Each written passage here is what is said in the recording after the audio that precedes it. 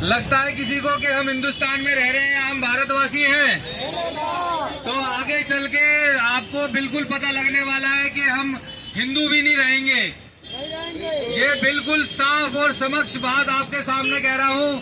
कुछ समय की बात है, जिस तरीके से हमारी बहनें और हमारी बेटियां ये लव जिहादियों के चक्करों में आके सारे हिंदू परिवारों को नष्ट करे जा रही हैं, अंधी हो रखी है बिल्कुल, ना जाने किस किस तरीके से। ये भी एक जिहाद का बहुत बड़ा मोटिव है। सब तरीके के जिहाद चल रहे हैं इस समय। लैंड जिहाद चल रहा है, लव जिहाद चल रहा है, आतंकवाद जिहाद चल रहा है, मर्डर जिहाद चल रहा है, और आपका पैसा जिहाद भी चल रहा है, और आतंकवाद जिहाद भी चल रहा है। हिंदुओं का धर्म पूछ पूछ कर मारा जाने लगा है, और खुले तौर पर मारा जाने लगा है। ये जो मैं आपको बता दूं, जम्मू सालों और हजारों सालों से हमारे धर्म के लिए जो है हमें नकारता चला गया है, नकारा गया है, नकारा गया है। हमारे धर्म की शिक्षा हमसे छीन ली गई है हर तरीके से। धारा 23A के तहत हम लोग अपने धर्म की शिक्षा अपने बच्चों को नहीं दे सकते। ये शायद आप लोगों को नहीं पता होगा, क्योंकि हमारी जनसंख्या इतनी तादाद इन्होंने बढ़ा दी है, इतनी तादाद इन्होंने बढ़ा दी है कि हम लोगों को अब मजबूर होना पड़ रहा है कि हम सुबह से निकलते हैं, शाम को अपनी 2 रोटी का इंतजाम करके सो जाते हैं, अगले दिन भी वही रहता है हमारा। तो हम और कुछ सोच ही नहीं पा रहे हैं, हम ना ही कुछ समझ पा रहे हैं। तो ये मुसलमान जितने भी हमारे भाई हैं, उन सबसे मैं कहना चाहूंगा, जो भी समझदार आदमी है, जो भी समझदार मुसलमान भाई है, उन सब लोगों को आगे आकर के ये जो पॉपुलेशन बहुत तेजी से बढ़ती जा रही है, उसके लिए अपना सहयोग देना चाहिए। और सभी हिंदू भाइयों से मेरा ये कहना है कि अपनी बेटियों को संभालो। अगर जो एक बेटी घर से जा रही है, वो किसी न किसी लव जिहाद का शिकार हो रही है, या तो वो काटी जाएगी या हमारा कुनबा बर्बाद करके जाएगी। तो इसलिए हमारी जनसंख्या भी कम होती जा रही है। मैं उन लोगों के समर्थन में हूं जो लोग कहते हैं कि हिंदू परिवारों को कम से कम 4 बच्चे करने चाहिए। हमारी तादाद धीरे धीरे दिन पे दिन खत्म होती जा रही है। अब हम इस चीज को तब तक सहते रहेंगे, अपनी आंखों को खोलने की जरूरत है।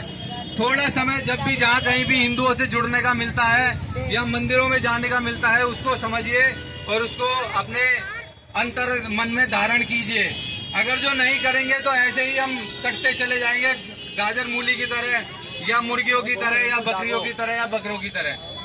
देखो, मैं आपको एक बहुत बड़ी बात बताने जा रहा हूँ। अभी ये लोग कभी भी नहीं रुकेंगे। ये जितने भी जिहादी हैं, ये कभी नहीं रुकेंगे। हिंदुस्तान ने सर्जिकल स्ट्राइक कर लिया, क्या उखाड़ पाए? हिंदुस्तान ने एयर स्ट्राइक कर लिया, क्या उखाड़ पाए? आज फिर ये हमारा कांड हो गया। उससे पहले भी हमारे बालाकोट में हमला हो गया। तो ये हमले अभी नहीं रुकेंगे। ये मत सोचना कि आतंकवादी 26 हिंदू भाइयों को मारने के बाद शांत बैठ गए हैं। वो लोग इंतजार नहीं कर रहे हैं बिल्कुल भी। उन लोगों का एक ही मकसद है, गजबाए हिंद।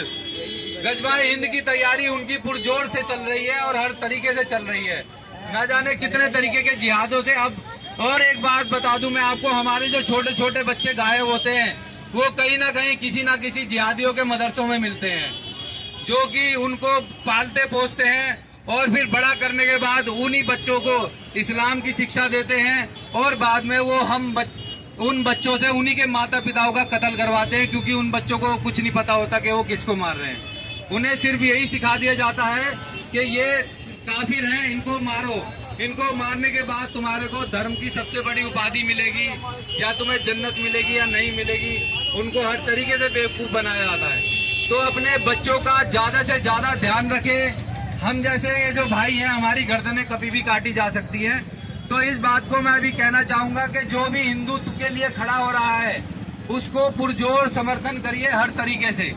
नहीं तो जो बहनें जिसकी अभी 16 तारीख को शादी हुई थी, वो बेचारी आज विधवा हो गई है। आप जरा सोच के देखिए, ये कहाँ कहाँ नहीं हो रहा, हर जगह हो रहा है। कोई भी मुसलमान को अपने घरों में किराए पे मत रखिए, मैं आपको पहले ही बता रहा हूँ। कुछ नहीं पता वो जिहादी है, आपको कुछ नहीं पता होगा। अभी कुछ सालों पहले, 5-6 साल पुरानी बात बता रहा हूँ, लक्ष्मी नगर में 15 साल से रहने वाला एक मुसलमान, जिसके की AK-47 और ना जाने कितने हथियार यमुना जी में दबा रखे थे उसने, वो पकड़ा गया। 15 सालों तक वो वहीं कॉलोनी में रहता रहा, वो वहीं पे खाता रहा, पीता रहा, हिंदुओं के बीच में रहता रहा।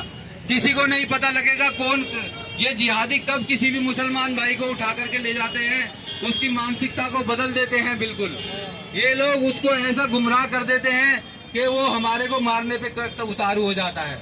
मैं मुसलमान भाइयों के लिए, उनके लिए बोल रहा हूँ जो भ्रमित होकर के हम लोगों की गर्दन काटने पे उतारू हो जाते हैं। मैं उन मुसलमान भाइयों के लिए बोल रहा हूँ जो सब कुछ छोड़ छाड़ के अपने माँ बापों के बारे में भी नहीं सोचते, तो वो हमारे बारे में क्या सोचेंगे।